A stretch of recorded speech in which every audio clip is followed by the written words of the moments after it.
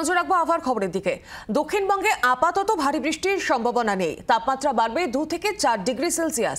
বজ্রবিদ্যুৎ সহ বৃষ্টির পরিমাণ কমবে উইকেন্ডে। সোম এবং মঙ্গলবার দক্ষিণবঙ্গে বৃষ্টির পরিমাণ বাড়বে। উত্তরবঙ্গে আগামী 2 দিন তাপমাত্রা স্বাভাবিক থাকবে। রবিবার থেকে বুধবার বিক্ষিপ্তভাবে ভারী বৃষ্টির সম্ভাবনা রয়েছে। দার্জিলিং, কালিম্পং, কোচবিহারে বিক্ষিপ্ত বৃষ্টির পূর্বাভাস আবহাওয়া দপ্তরের। মঙ্গলবার পর্যন্ত উত্তর এবং দক্ষিণ দুই বঙ্গে বৃষ্টিপাতের পরিমাণ অনেকটা কমে আসবে। বুধবার থেকে ফের উত্তরবঙ্গে বাড়তে চলেছে বৃষ্টির পরিমাণ। দক্ষিণবঙ্গে সোমবার সামান্য বৃষ্টি বাড়লেও মঙ্গল বুধবার তা আবার কমবে।